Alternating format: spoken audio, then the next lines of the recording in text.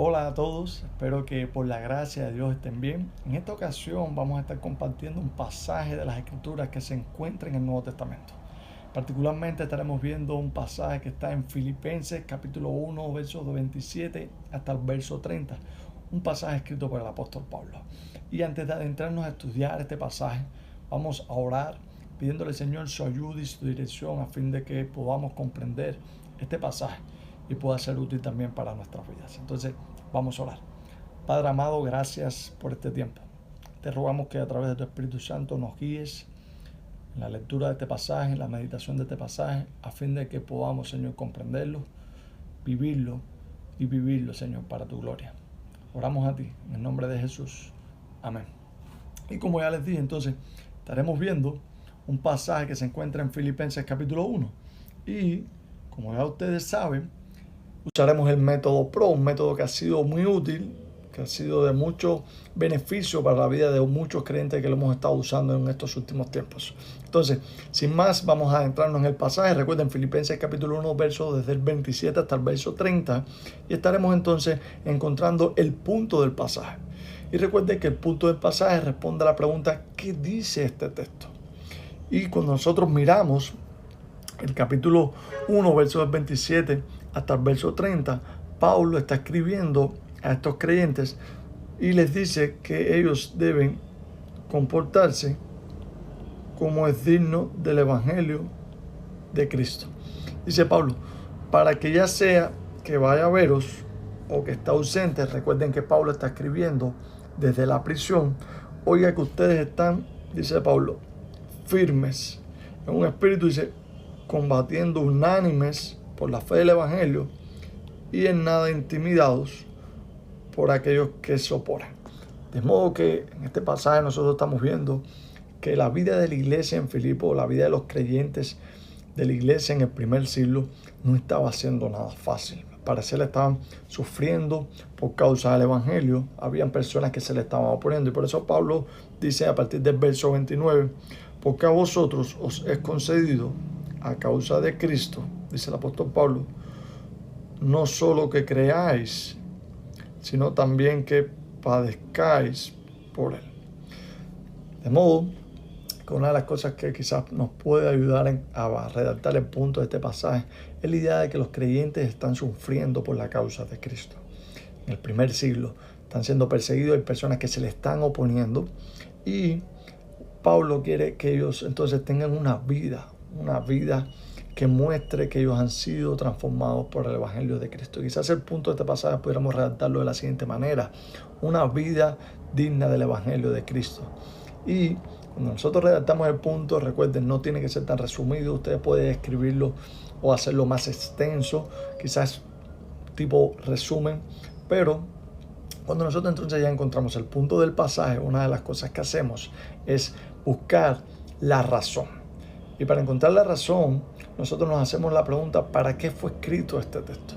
Y cuando nosotros miramos este pasaje, una de las cosas que nosotros podemos ver al principio es que Pablo dice solamente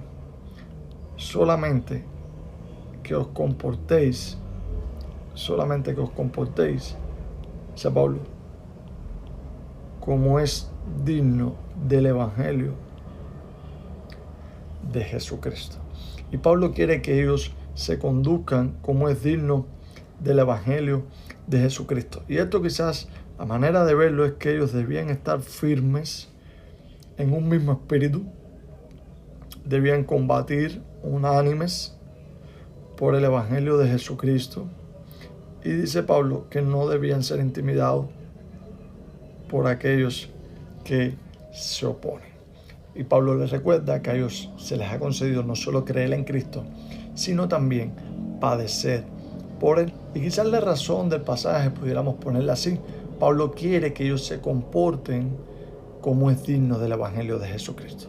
Y entonces, cuando nosotros tenemos la razón del pasaje, nosotros miramos hacia este texto, y una de las cosas que nosotros podemos ver en este texto es que se nos hacen algunas demandas, se nos piden algunas cosas que debemos hacer a la luz de este texto. Y algunas de las cosas que nosotros podemos ver que se nos demanda en este texto es que estemos firmes, es que estemos combatiendo unánimes, y es que no seamos intimidados por los que se oponen al Evangelio de Jesucristo. No seamos intimidados por aquellos que se oponen al Evangelio de Jesucristo. Y esto es algo que nosotros debemos entender. El creyente es una persona que ha sido unido a la iglesia cuando ha puesto su fe en el Señor Jesucristo, y como es parte de la iglesia debe recordar que la iglesia Dios ha determinado ponerla en medio de un mundo hostil, un mundo que no va a estar en consonancia con la iglesia, no va a pensar igual que la iglesia, no va a querer conducirse como se conduce la iglesia, y esto por supuesto va a traer oposición.